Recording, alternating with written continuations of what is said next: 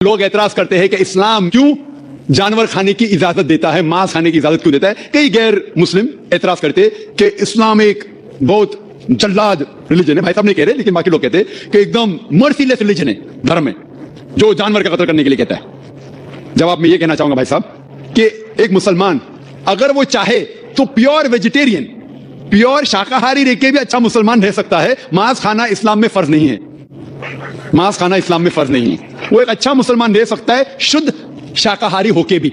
लेकिन बट अल्लाह ताला फरमाते हैं कुरान मजीद में सूरह माइदा में सूरह नंबर 5 आयत नंबर 1 में कि हमने कैटल बनाए, 4 पांव वाले जानवर बनाए जिसको आप खा सकते हैं। सिर्फ वो जानवर जिसके हमने नाम लिए उसको मत खाओ, जो आपके लिए हराम है। उसके अलावा आप सब जानवर खा सकते हैं। कुरान में लिखा है सूरह नहल में सूरह नंबर 16 आयत नंबर 5 में कि हमने आपके लिए कैटल बनाए, भेड़ बकरियां बनाए तो क्या आप उसका गोश्त खा सके। कुरान में जिक्र है सूरह मोमिनीन में सूरह नंबर 23 आयत नंबर 21 में कि आप भेड़ बकरियों के गोश्त खा सकते हैं। और कई आयतें हैं। हम पहले ये जान ले कि मेडिकल साइंस आज ये कहती है कि इंसान के जिस्म में हमको अमाइनो एसिड की जरूरत है, 22 अमाइनो एसिड की जरूरत है। इसमें से 8 अमाइनो एसिड जिस्म में पैदा नहीं होते, बाहर के खाने से लेना लाजिम है। और कोई भी वेजिटेबल फूड, कोई भी घास फूस, कोई भी फल में ये 8 के 8 अमाइनो एसिड है ही नहीं, लेकिन मांस में है और मच्छी में है। हाई लेवल ऑफ प्रोटीन है, high level of protein is present in the meat and in the fish. It is nutritious, vitamin K है और आयरन भी है। अगर आप देखेंगे, अगर आप तहकीक करेंगे कि जो जानवर जो सिर्फ घास फूस खाते हैं, मिसाल के तौर पे गाय, भेड़, बकरी, उनके दांत को आप देखेंगे, उनके दांत चपटे हैं, हर्बीवोरस सेट ऑफ टीथ। वो सिर्फ घास खा सकते, मांस खा ही नहीं सकते। अगर आप उन जानवरों के दांत देखेंगे जो मांस खाते हैं, carnivorous animal like tiger, leopard, lion, शेर, शेर बब्बर, चीता, इनके दांत देखेंगे तो इनके नोकीले दांत है, कैनाइन सेट ऑफ टीथ। वो सिर्फ मांस खाते, घास फूस खा ही नहीं सकते। अगर आप जाके आईने में और हम लोग जाके आईने में देखेंगे अपने दांत, इंसान के दांत चपटे भी है, नोकीले भी है। अगर खुदा चाहता था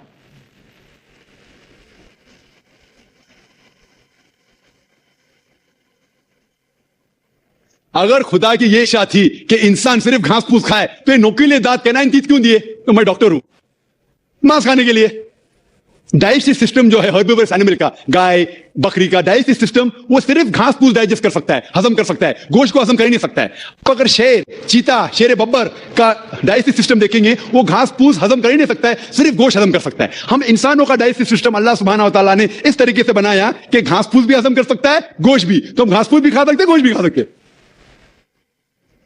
और आप देखेंगे कि बहुत से लोगों को गलत फहमी है कि हिंदू मजहब में, हिंदू धर्म में गोश्त खाना हराम है। यह बिल्कुल गलत फहमी है। अगर आप पढ़ेंगे किताब, हिंदू धर्म की किताब पढ़ेंगे, मनुस्मृति अध्याय नंबर 5 श्लोका नंबर 30, उसमें लिखा हुआ है कि भगवान ने, खुदा ने कुछ जानवर को खाने के लिए बनाया है और कुछ जानवर को खा जाने के लिए। Some animals they are created to eat and some to be eaten. कुछ खाने के लिए और खा जाने के लिए। अगर आप उन जानवरों को खाते हैं जो खुदा ने खाने के लिए बनाया है तो आप कोई गुनाह नहीं करते। मनुस्मृति अध्याय 5 श्लोक नंबर 30। आगे आप पढ़ेंगे मनुस्मृति अध्याय 5 श्लोक नंबर 31 में लिखा हुआ है कि अगर आप जानवर का कत्ल करते हैं पूजा के लिए तो आप कोई गुनाह नहीं कर रहे। आगे पढ़ेंगे मनुस्मृति अध्याय नंबर 5 श्लोका नंबर 39 और 40, उसमें लिखा हुआ है कि खुदा ने सैक्रिफाइड एनिमल बनाया है, मतलब खुसूसन कुछ जानवर बनाया है तो कि सैक्रिफाइस की जाए और उसको खा सके। अगर आप उस जानवर का कत्ल करते हैं सैक्रिफाइस के लिए और खाते हैं जो अल्लाह ताला ने, भगवान ने बनाया है, तो आप कोई गुनाह नहीं करते। ऋग्वेद में है कि आप खा सकते हैं। ऋग्वेद में यह भी लिखा है कि आप भैंस खा सकते हैं, आप गाय खा सकते हैं। कितने श्लोक के मैं हवाला दे सकता हूं। अगर आप पढ़ेंगे महाभारत, देखो ऋग्वेद तो बहुत कम हिंदू लोग ने पढ़ा है, लेकिन महाभारत तो आप जानते होंगे, सुना होगा। महाभारत पढ़ेंगे अनुशासन पर्व चैप्टर नंबर 88, उसमें जो पांडव के सबसे बड़े भाई युधिष्ठिर, वो भीष्म से कहते हैं कि हम यज्ञ में, पूजा में क्या चीज देना चाहिए ताकि हमारे बाप दादा, हमारे पुरखों को सहूलत हो, आराम मिले, उन्हें पीस, अमन मिले, दे विल बी सैटिस्फाइड। तो भीष्म कहते हैं कि यज्ञ में, पूजा में अगर आप वेजिटेबल्स देंगे, घास फूस, फल, चावल देंगे तो हमारे बाप दादा, हमारे पुरखों 1 महीने तक संतुष्ट रहेंगे। कितने महीने तक? 1 महीने तक। अगर आप मच्छी देंगे तो 2 महीना, अगर गोश्त देंगे तो 3 महीना, खरगोश देंगे तो 4 महीना, बकरी देंगे तो 5 महीना, सुअर देंगे तो 6 महीना, अगर परिंदा देंगे तो 7 महीना, हिरन देंगे तो 8 महीना। ये कंटिन्यू होता है, मेन्यू होता है ना होटल का मेन्यू, उस तरीके से कंटिन्यू होता है। और आगे लिखा गया है अगर आप भैंस देंगे तो 11 महीना, अगर गाय देंगे तो पूरे 1 साल। कौन कहता है? भीष्म कह रहा है युधिष्ठिर से, महाभारत अनुशासन पर्व चैप्टर नंबर 88। मैं हवाला दे रहा हूं, आप ये नहीं कहना चाहिए जाकिर भाई कुछ भी कह रहा है दिमाग से, मैं हवाला दे रहा हूं, ये आपके किताबों में लिखा हुआ है। उसके आगे लिखा हुआ है कि अगर आप राइनोसेरस देंगे, राइनोसेरस, तो हमेशा के लिए संतुष्ट रहेंगे। ऐसे कई चीजें हैं। वजह क्या थी कि हिंदू लोग शाकाहारी बन गए। इसकी वजह यह है कि कई हिंदू लोग अहिंसा की तरफ जा रहे थे, वो बाकी मजाहिब से मुतासिर होके। मिसाल के तौर पे जैनिज्म में है कि आपको जानवर नहीं खाना चाहिए, और अगर उनसे पूछेंगे क्यों नहीं खाना चाहिए तो वो कहते किसी भी जीव की हत्या करना गलत है। और भाई साहब भी मुंडी ला रहे, मैं भी इसको मानता हूं। अगर कोई भी इंसान बिना किसी जीव की हत्या किए जी सकता है तो मैं नंबर 1 हूंगा, number 1। Doctor Zakir Naik number 1 होंगे, क्योंकि मैं डॉक्टर हूं, मैं जानता हूं।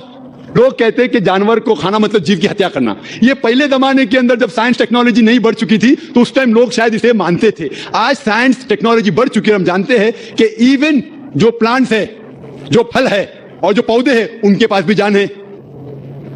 तो आपकी लॉजिक फेल हो गई।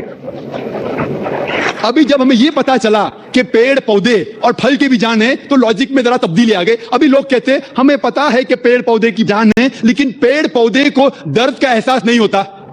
ठीक है भाई, ये पहले की बात है। आज साइंस बढ़ चुकी है, हम जानते हैं कि पेड़ पौधे को भी दर्द होता है। वो हंस भी सकते, वो रो भी सकते, उनको भी दर्द होता है। लेकिन ये अलग बात है कि वो जब चिल्लाते हैं उनकी चीख हमारे कानों तक सुनाई नहीं देती, क्योंकि इंसान सिर्फ 20 साइकिल से लेके 20,000 साइकिल पर सेकंड तक सुन सकता है। इसके ऊपर इसके नीचे इंसान सुन नहीं सकता।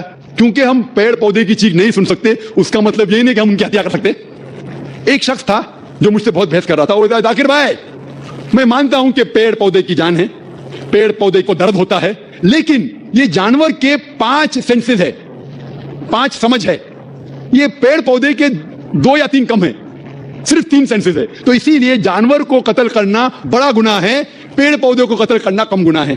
तो मैंने कहा कि मिसाल के तौर पे बहस के लिए मान लो आप सही है, फॉर सेक ऑफ आर्ग्यूमेंट, बहस के तौर पे मान लो आप सही है। तो मैंने उनसे कहा आपका अगर भाई पैदा होता है गुंगा और बहरा, 2 सेंसेस लेस, ना वो सुन सकता है ना बोल सकता है, उसके बाद अगर वो बड़ा होने के बाद कोई आके उसका कत्ल करता है तो आप जाके जज से कहेंगे मी लॉर्ड कातिल को कम सजा दो क्योंकि मेरे भाई के 2 सेंसेस कम थे।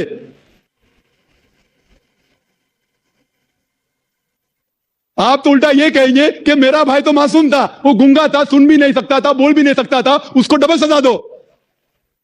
यहां जज हजरात बैठे हुए इधर। लेकिन इस्लाम में ऐसा नहीं होता है कि 2 सेंसेस कम 2 सेंसेस ज्यादा। अल्लाह ताला फरमाते सूरह बकरा में सूरा नंबर 2 आयत नंबर 168 में, या अल्लज़ीना आमनू ओ मोमिनो, आप वो खाओ जो आपके लिए हलाल है। जो हलाल है आप खा सकते।